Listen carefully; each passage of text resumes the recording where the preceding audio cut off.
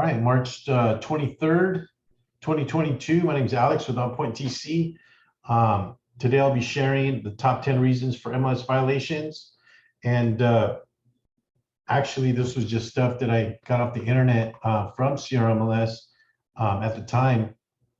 So let's get started. I'm not an attorney or an accountant, but I do like to share this information. So you guys are welcome to verify the information on anything that's said, okay? There's my information, phone number, email address, and website address. Currently the website address is down, but I should have it up shortly. I just haven't had time to work on it, to be totally honest with you. I definitely will be muting you guys on my end. If you guys care to chime in, feel free.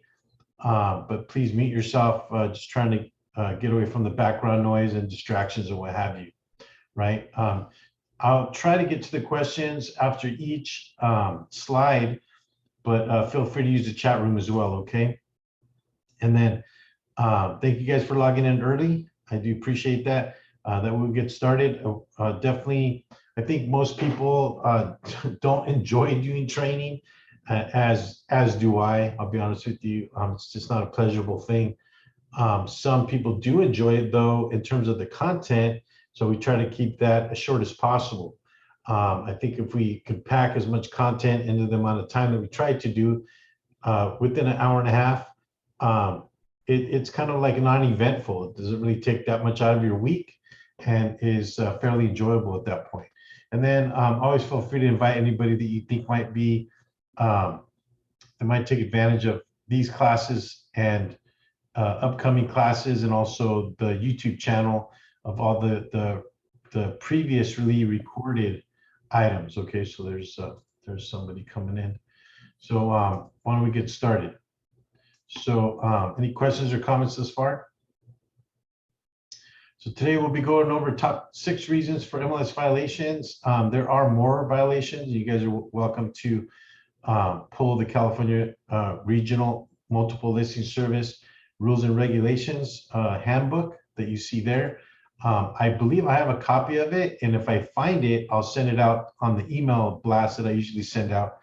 But today we'll be covering Rules 11.51, which is exterior photo requirements. Rule 11.5E, which is branded photos and media. 11.5B and 11.5D for copyright issues. Rule 7.8, late entry of listing and exclusions. MLS Rule 12.5, which is misuse of public remarks. Inaccurate information, MLS Rule 8.3, which are the top 6 reasons why most people have MLS violations, and there are usually fines attached, and we'll be talking about that today in today's presentation. Any questions or comments?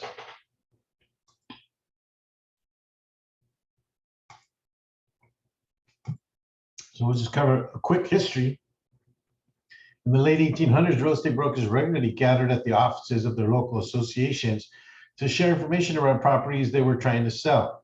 They agreed to compensate other brokers who helped sell those properties, and the first MLS was born based on a fundamental principle that's unique to organized real estate. Help me sell my inventory and I'll help you sell yours.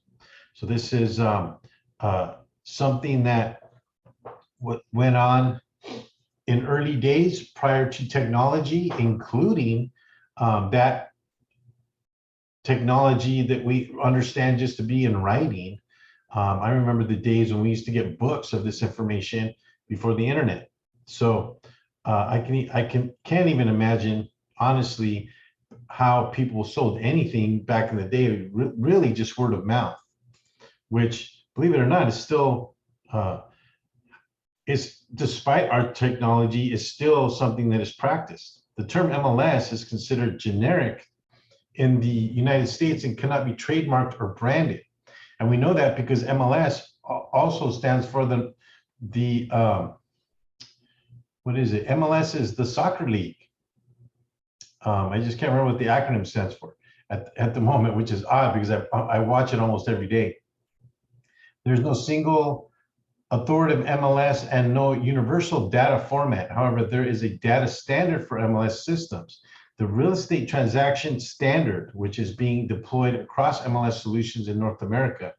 Local and private databases use XML-based data feeds to generate and update listings.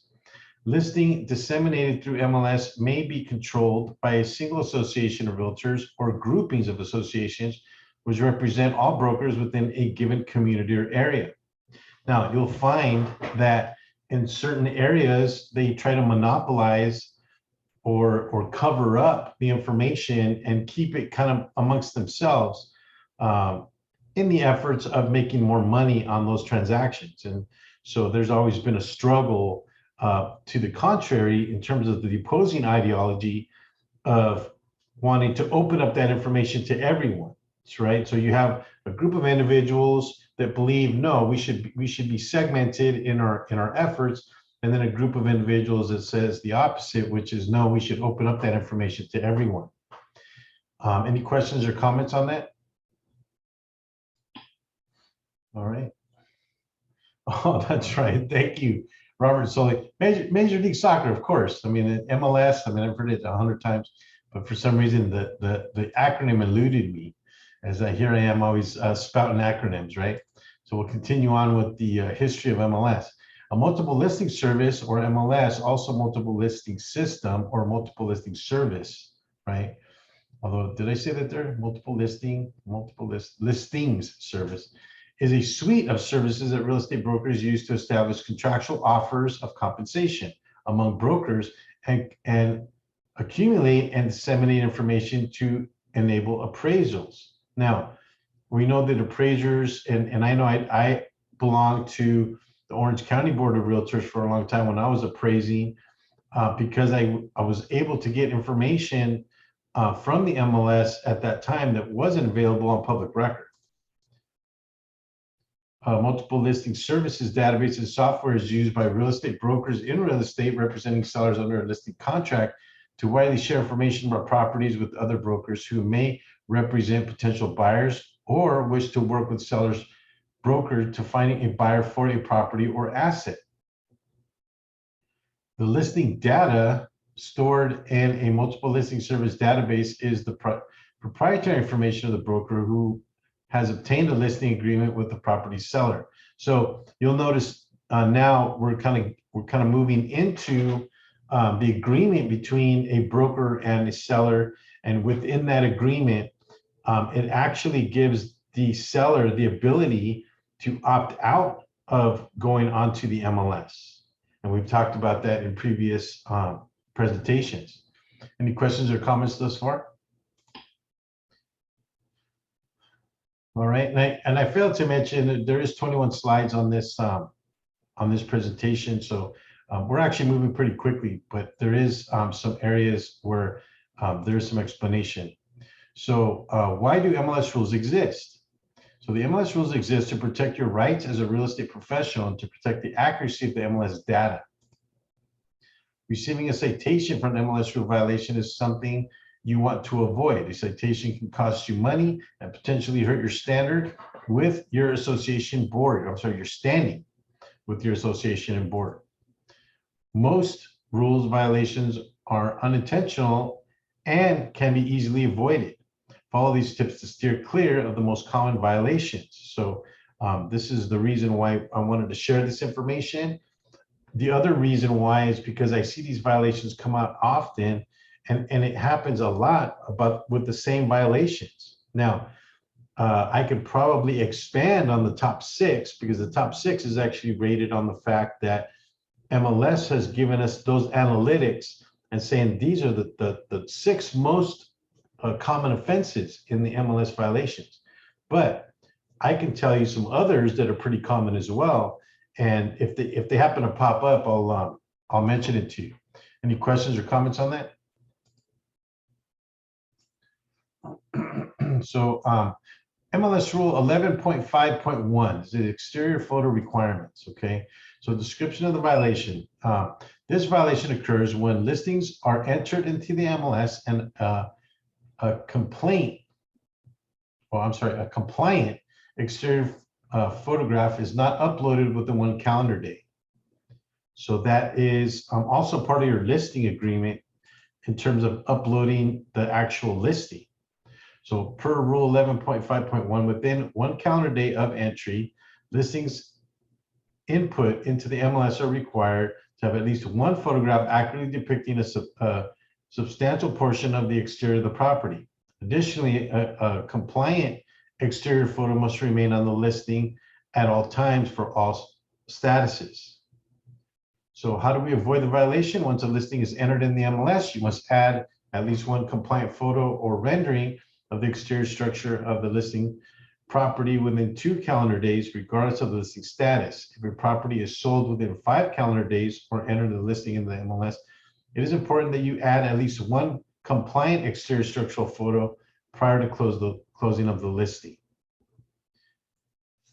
This photo requirement does not apply to business opportunity listings and listings that are canceled within 5 calendar days of entry. So if your listing cancels right away, no need to put one up. And then obviously business opportunity listings, meaning that you have a listing on a business that's being sold. Not sure why that is. I would think that you would want to put photos of these things. So this is a minimum requirement, meaning it's just 1 photo, but I always recommend having photos of the front, the back, all major areas of the property, living room, kitchen, bathrooms. If there's a detached garage, I like to think that you guys were including photos of that. The other thing that I like to see is upgrades. These are all factors that will increase your possibilities of catching a buyer's eye, right? So any questions or comments on that? All right, so moving right along.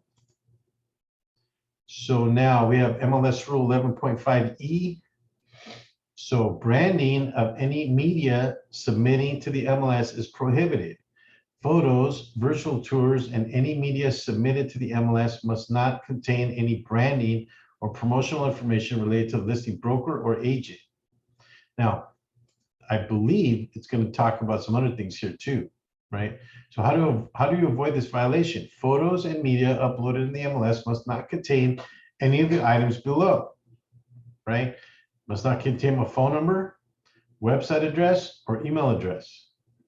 For sale or for lease signs, billboards, open house signs, promotional signs, or any other advertising material with identifiable information, messages, or salutations. People are not incidental and or are identifiable. Okay, now understand that all of these things normally have phone numbers, website address, and email addresses, right? What it's talking about here is the photos that you're taking. Okay, so understand that you can put signs up that have your phone number, website address, email address, and all that stuff. You just can't have that stuff in your photos on MLS. So just to be clear on that. Now, there's probably some more commentary on that. Let me move on to the next paragraph. Okay. So here's some examples. A scene that features people who can be identified, or if a photograph of only a person. Photographs of children will be pulled immediately by CRMLS staff. Animals with no relation to the property being listed. And you'll see in the photo there, I got a tiger, right? So if there's a tiger in the photo, there's an animal that's going to be considered a violation.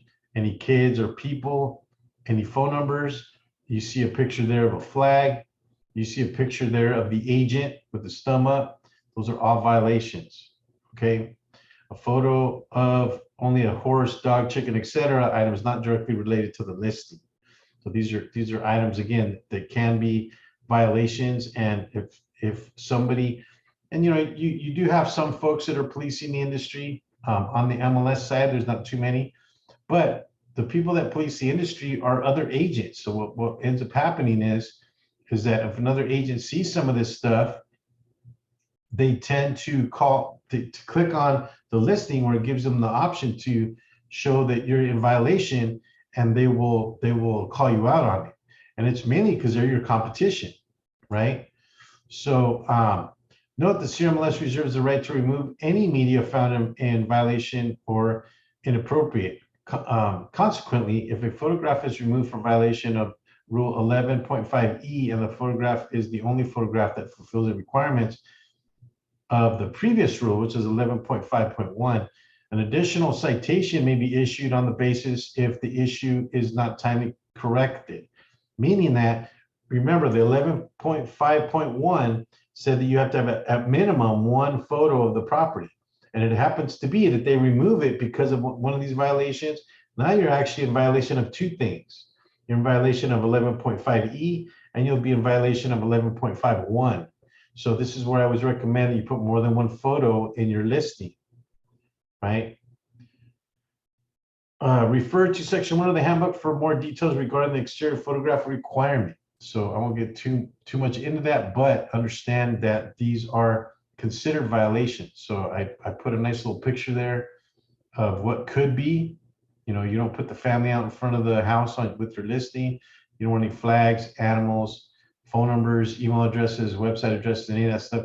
And this is in the photo that you're putting on MLS. Now, does that mean that you can't do that on other media? Yeah, potentially you can, and I won't get into that necessarily. But quite frankly, when it comes to MLS, we know now that you're not supposed to do that. Any questions or comments on that? So let's do a quick pop quiz, okay? Who can tell me whom has access to the multiple listing service?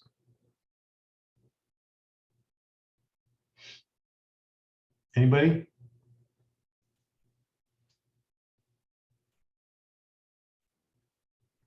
Whoever it is that pays for the subscription or to be part of the MLS. Okay, so any licensed subscribers? Lupe, what about you? I will say whomever it's in the MLS. Which is who? Which is although Robert Sully just said it. all the agents, brokers. The agents, right? And then who else can get access to the MLS? The loan officers, can they do that? Well, actually, I mentioned it earlier. I don't know if you were logged on yet, but I mentioned this earlier, and this was The me appraisers. some years ago, right? And then and again, any licensed subscriber, so anybody that calls them up, pays their dues, and they have availability, right? Can be on the MLS. And I'll be honest with you, I don't know all the rules for that necessarily, but these are the folks that we typically would see on the MLS that can actually cause violations. So I just wanted to point that out real quick as a pop quiz. So any questions or comments on that? All right, so let's do a quick funny. I listed a maintenance-free house in the last 25 years. There has been any maintenance. There hasn't been any maintenance. All right, so that picture I think I've shown before, but let's see what this one says. You know, it's the portal of the seventh chamber of hell, and I know it's the portal of the seventh chamber of hell, but we're going to put it in the listing as under the bed storage. Oh yeah. Okay. Well, you guys are probably saying, "Come on, Alex, these are corny," but you know, I find them funny. I apologize. So let's keep moving, okay? So this is a quick side note. So National Association of Realtors MLS Code Cooperation Policy 8.0 will go into effect May 1st, and we talked about that code cooperation policy a couple of weeks ago. Within one business day of the marketing and property of the public, the listing broker must submit the listing to the MLS for cooperation with other MLS participants. Public marketing includes, but is not limited to, flyers displayed in windows, yard signs, digital marketing on public facing websites, brokerage websites, displays, digital communication marketing, multiple brokerage listings, sharing networks, and applications available to the general public. This policy has an implementation deadline of May 1st, 2020 for MLS across the country. Now, obviously, we've passed that date, but understand that this rule is now in effect where you have to put the listing up in one business day. And just remember that it needs a picture of the front of the house. Sometimes you'll find that if you pull that picture from somewhere else, they will find you in violation because you're not supposed to use pictures. You're supposed to use your own. So I own a digital camera. I know most of us have phones. A lot of times that will work too. So, feel free to take a lot of photos. Any questions or comments on that? So now we're going into copyright issues, right? So MLS Rule 11.5B and D. So this violation occurs when media that is not owned by the listing agent or broker is uploaded to the MLS without prior written authorization from the content's creator.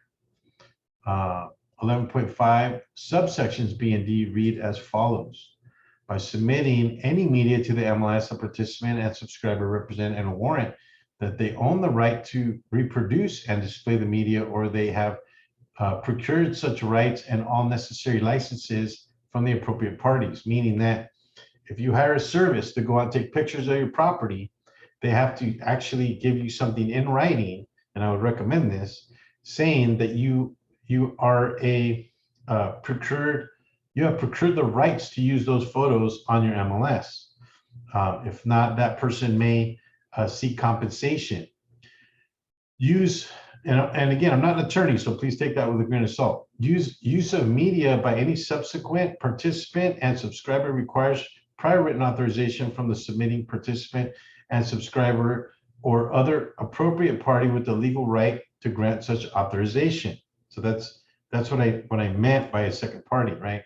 How to avoid this violation? The listing agent and broker must obtain written documentation with authorization to use the images. This documentation may include, but is not limited to, the PIA, which is a property image agreement form, which is in your zip forms, or an authorized acceptable assignment of rights of license agreement.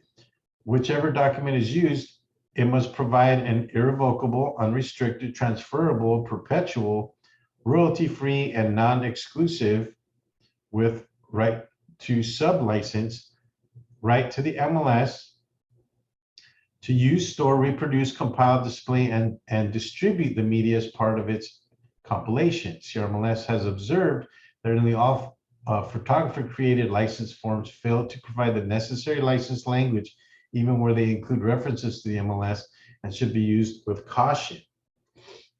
So verbal permission to use media subject to copyright protection is insufficient for purposes of MLS and or for your protection in general.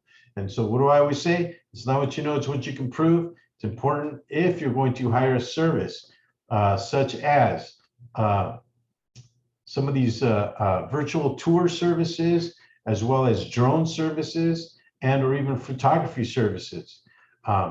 You use that PIA form, right?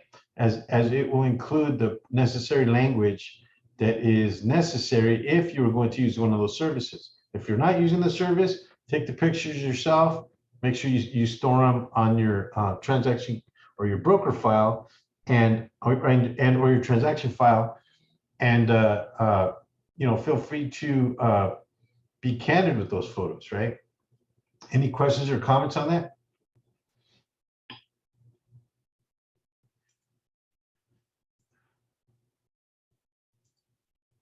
All right, so we're going to go with the MLS Rule 7.8, late entry of listings and exclusions. So this violation occurs when a listing is not entered in the MLS, nor is a compliant exclusion form filed with the MLS within 1 business day of the effective list date. Okay, now this is beginning to change just a bit, and although it's still on your listing agreement in terms of getting your clients written authorization to exclude the listing from the MLS. But the MLS still needs to know that you have that listing. That way they can inform other participants of the MLS, okay? So understand that there's a process. Now, with some boards, they require that you upload the form. Other boards may require that you fax it in, and other boards still require that you simply just fill out their questionnaire, if you will, online, okay? So you just need to know which board you belong to, and And then once you are able to communicate with them, if you happen to have a client that wants to exclude their listing from MLS, find out what their procedures are, okay? Because this is just kind of on the surface, okay? So how do you avoid this violation? You must either enter a listing into the MLS or submit a compliant exclusion form, SELM, with the MLS within 1 business day of the effective date of the listing. The effective date of the listing agreement is either the beginning listing date or the last date in which all necessary signatures were obtained, whichever is later. Yeah, because you can write a listing that has a date on it and don't actually get it signed for 3 to 4 days. So that's it's not executed until your client signs it. If the seller wants their property listed on the MLS, but the property is not ready for marketing or showing, it is recommended that the listing agent recommend and utilize either the coming soon option or CRMLS or the exclusion form. The seller has the option to utilize the CRMLS exclusion form to delay the marketing of the property, so that the time where no marketing occurs will not be included as days on market when later than in the MLS. Please see the detailed instructions of CRMLS the knowledge base website. So as a resource, there is a CRMLS website that actually talks about these things as well. So I believe they even have videos on it. So you're welcome to log on to your CRMLS, and then that information will be there. But just know that if you are going to exclude your listing from the MLS needs to know about it, okay?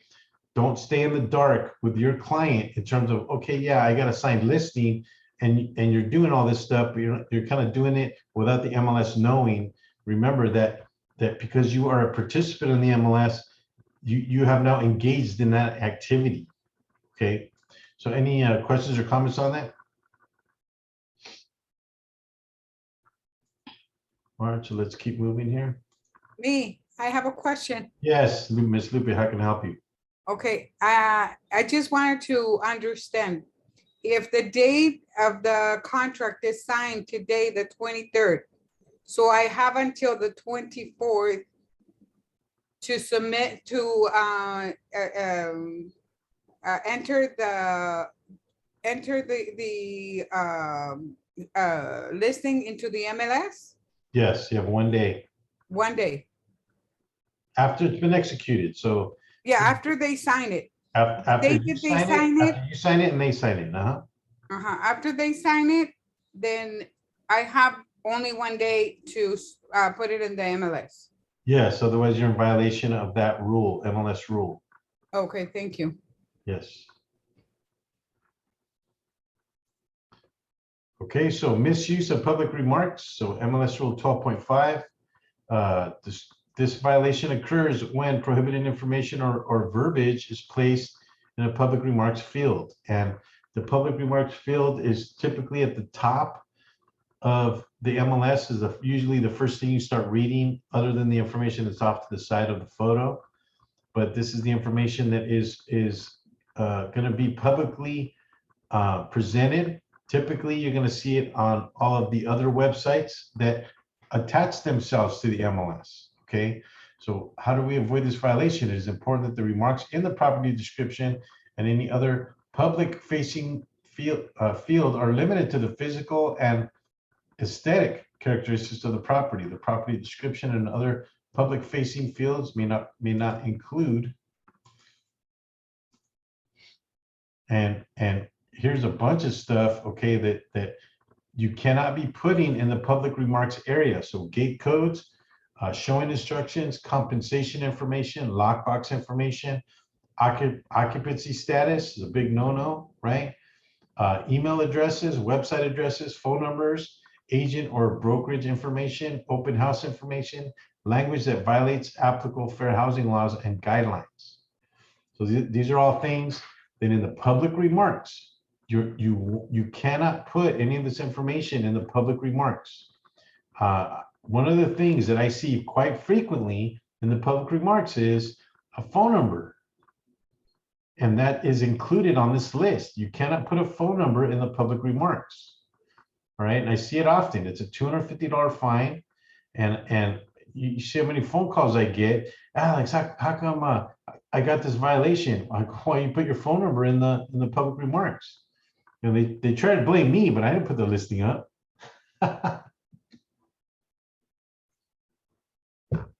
like if I'm their broker, right?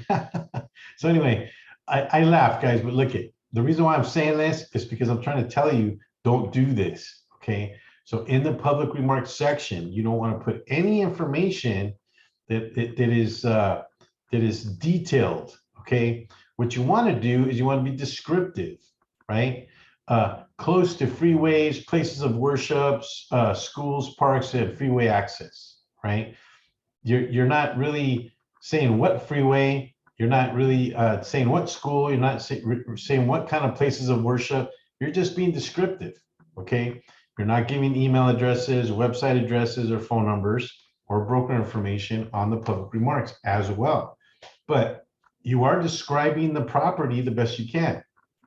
So understand that this information usually goes under the private remarks. So just so we understand each other, this has to do with public remarks. There is a section for private remarks, okay? So understand that the difference in the two. Can you put this information in the private remarks? Yes, you can. You can put gate codes and lockbox numbers and email addresses and websites and phone numbers in the private remarks. Now, the one thing that you can't do in either section, private or public, is the language that violates fair housing, okay? I would completely stay away from that. Don't ever say anything that has to do with anything ethnic or anything that has to do with a protected class of individual, okay? And I won't get too much into that, but I think you guys know what I'm talking about. Any questions or comments on that? So so here we're continuing on with misuse of public remarks and media, right? Information in the public remarks shall only relate to the marketing, description, and condition of the property. No contact information is permitted, including names, phone numbers, fax numbers, email addresses, website addresses, virtual tours, transaction tracking. No showing instructions are permitted, including references to lockbox, alarm, gate, or other security codes, or the occupancy of the property. A statement that the property shall be delivered vacant is not a violation of this section. Okay, that's simply a term and condition of the transaction. Okay, but we do not say that the property is vacant. Okay, very dangerous language, especially to a seller that doesn't want, you know, the riffraff coming around knowing that that their house is vacant and easily broken into, right? So this is why we don't put that in the public remarks, okay? No information directed towards real estate agents or brokers, including compensation or bonuses offered to buyer brokers, may be shown in public remarks. No information other than the marketing, description, and condition of the property is permitted. By submitting remarks to the MLS, participant and/or subscriber represents and warrants he or she has the authority to grant and hereby grants the MLS and the other participants and subscribers a right to reproduce and display the remarks in accordance with these rules. Copying of remarks by a subsequent listing agent for use in his or her own listing requires prior written authorization from the originating listing agent or other appropriate party with the legal right to reproduce and display such remarks. Now, I've actually seen a couple of agents get into a conversation about, oh, well, you used the same description that I used on this listing when I did it. And the agent kept talking about the fact that he moved some words around, right? So after looking at it, he moved a few words around, so it kind of made it a little different. And so I guess it's questionable at that point as to whether or not that's a violation under this section, okay? But definitely want to try and use your own verbiage and understand that we do not put personal information in the public remark area. Is there any questions or comments on that one? All right, so we'll move right along. Over here, we got inaccurate information, MLS Rule 8.3. All fields within the MLS are to disclose accurate information to the best of the listing agent and listing broker's knowledge, right? Auto sold violations. So this is a little bit different, although let me just wet my whistle here for a second.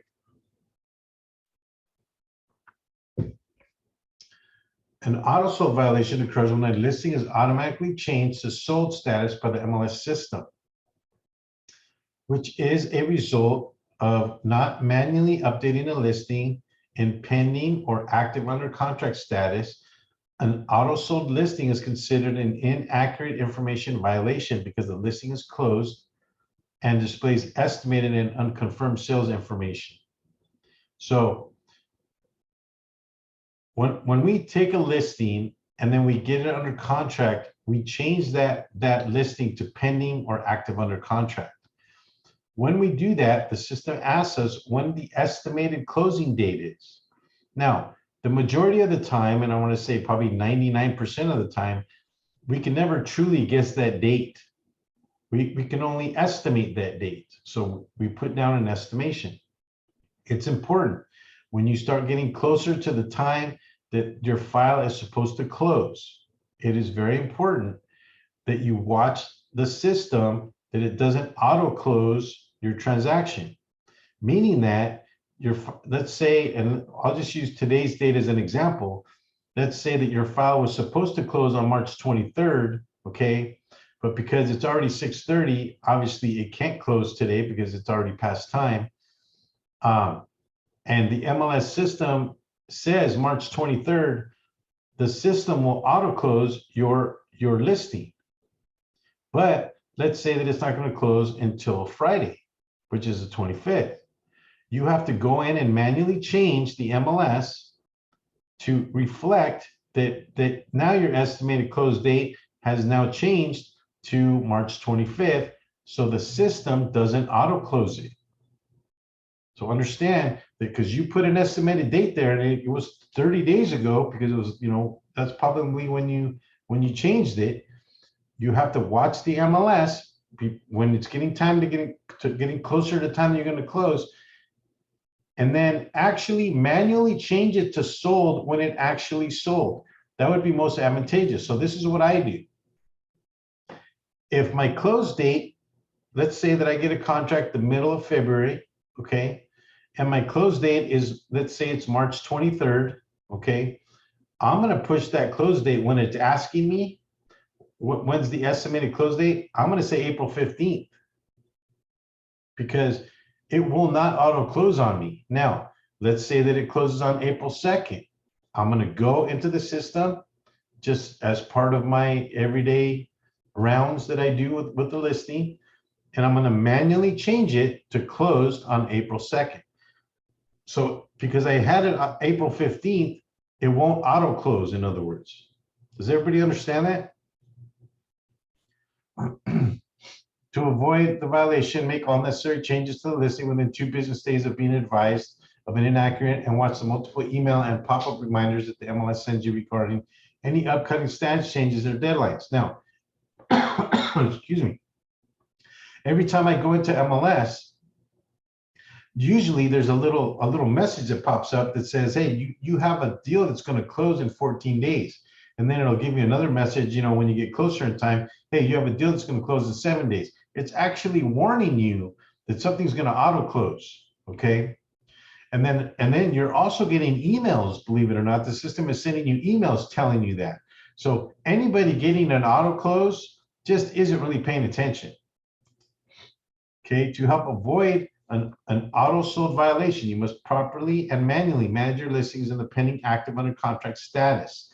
When a listing is changed to the pending active under contract status, you are required to enter an estimated close of escrow date, as well as estimated sales information. Within 2 business days of your estimated close of escrow date, you must either extend your estimated COE date if escrow has been delayed, update your listing to the appropriate status if a status change occurred, or confirm the sales information and manually update the listing to sold.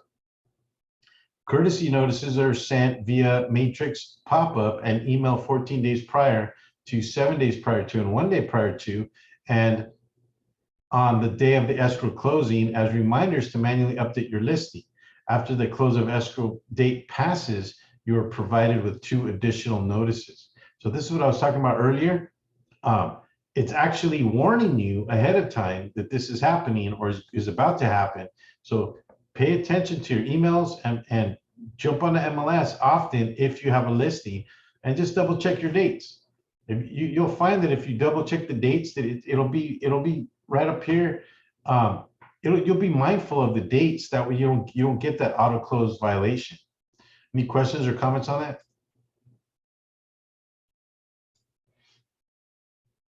So the CRMLS Rules and Regulations Handbook can be found on the website for PDF download on your account.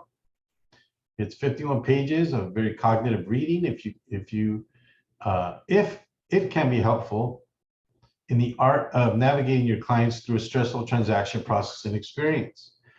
The flip side of you don't know this information can lead to unhappy brokers, clients, and sometimes pocketbooks. And what I mean by that is that it's monetary violations. Get a copy and read a few pages a week. After a few months, you will know what you need and be pleasantly surprised on the things most don't know. So if I remember correctly, I think I sent this out some time ago, but I'll look for it again and I'll see if I can get a new one, and I'll send it out to you guys if I have some time. But just so you guys know, I'll try to look for it and get it to you guys. So actually we're on slide 18. We're doing pretty good on time. We're at 6:44. I think that paying attention to the requirements of MLS is no different than the requirements from the state, your client, your broker, or professional services we use. We should all familiarize ourselves with what is required from the tools that we use, because isn't it just that, a tool? Is it safe to use a tool you're not familiar with without reading the directions? I would say not. One could get fined or even disbarred from using MLS without knowing and understanding the requirements and limitations of its use. As mentioned, historically, even before computers, there was a way to let others know what you're selling and buying. The difference is nowadays we have the modern convenience of electronic devices and the internet, not to mention the integrated interfaces that are created to make it user-friendly. I think the important thing to realize is by conveying wrong or false information can be hurtful to others. This is the reason for the rules. The nice thing about this business is that each item of interest, whether contracts, reports, disclosures, MLS, etc., isn't rocket science. You can actually learn most of these things separately fairly quickly. In an effort to be the best agent possible, both for you, your broker, and your clients, I would recommend reading something twice a week, even if it's only for a few hours. It adds up over time. And I can say, with over 30 years of being in real estate, I have never stopped learning. The MLS Rules and Regulations book is your new addition. And it's something that, quite frankly, we don't really think about, because we get onto the MLS just expecting to be able to wing it, right? So understanding that there is the violations that we're talking about here in this presentation, that there's also the correct use of MLS.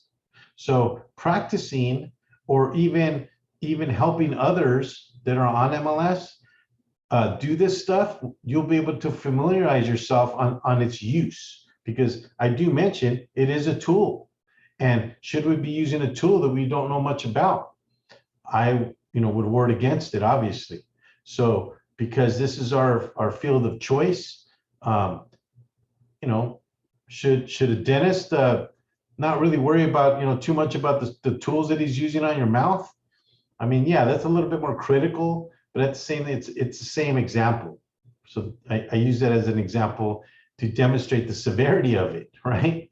So anyway, that said, any questions or comments? So let's talk about my YouTube channel. You guys are all welcome to it. as always, I've been recording these presentations. I'm not an attorney or an accountant, but I do like to share this information. So feel free to log on to the YouTube channel. If you're interested in viewing previously recorded presentations, you can log on to that link. Now, obviously, you can't click on that link, but I do send it out on the email for the training that you guys receive on a regular basis. If for whatever reason you're not receiving the email, just shoot me an email requesting the link and I'll send it to you, okay? And if you guys would do me the favor of subscribing, if you are gonna watch them, they are free, so that way I get viewed credit for the presentations. And again, you're welcome to share that link with anybody that you see would benefit from those presentations, okay? So let's move on to affiliates and resources. There's Mr. Larry Christian. He couldn't make it today. He was actually in my office today. We had a small conversation, but he did have something he had to do today. But there's his phone number and email address if you should have any questions for Larry. There's Miss Liz Montes with ERS Mortgage. She can help you with pre-approvals and obviously with any of the loan applications that you might be working on. And then Mr. David Plummer, I do endorse his product in terms of real estate training. He does do a motivational type training, which I recommend to everyone. And I do endorse his product because I do think what Dave puts out there is a little bit different than most, but effective. So feel free to log on. There's his meeting ID and his passcode to get on Saturday mornings at 8:15. It is free, although he does charge for regular real estate training during the week, which is primarily motivational, a little bit different than what I do here in terms of technical training, okay? And then every transaction that we do here in California requires an NHD report. There's Ms. Shamin. She works with property ID, and there's her information if you should have any questions or comments about property ID or should need to order an NHD report, feel free to give her a call, okay? Any questions or comments? Other than that, thank you guys for coming. You're welcome, Robert Sully. You guys are always welcome to join us here, and feel free to invite anybody that you feel will benefit. Other than that, I probably will be doing, and I know in the next couple of weeks, I'm going to be doing title and ownership. And there was another one I can't think of off the top of my head, but the title and ownership one is a good one. I believe it's a two-part series.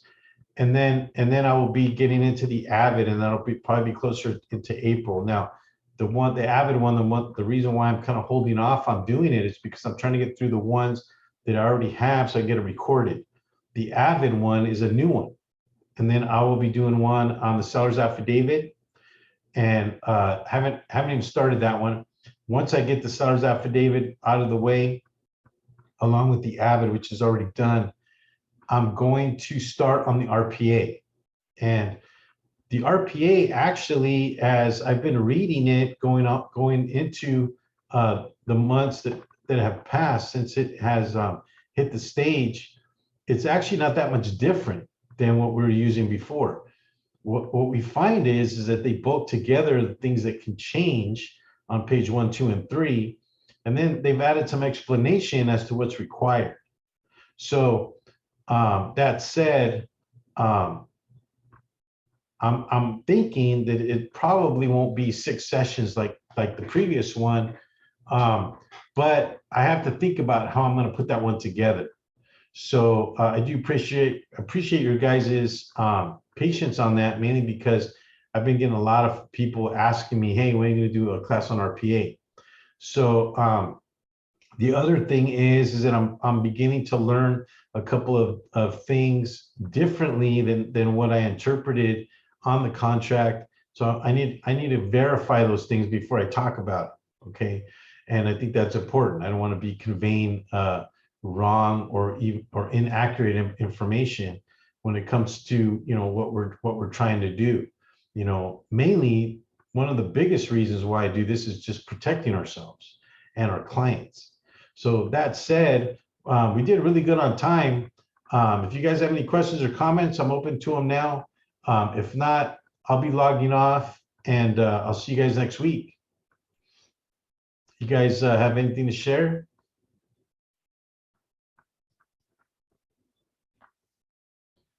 Okay, well, that's it, guys. I appreciate you guys coming on. Thank you for your patience with some of the presentations. And the coming weeks are actually, there'll be some really good presentations up, but this one here is important because it's in effect pretty much on a daily basis. So don't get caught doing some of this stuff. And now that you guys know what you should and shouldn't be doing on MLS, okay? But anyway, that said, guys, I'm gonna go ahead and stop the recording and log off. You guys have a good rest of your week and a weekend, and I'll see you guys next week.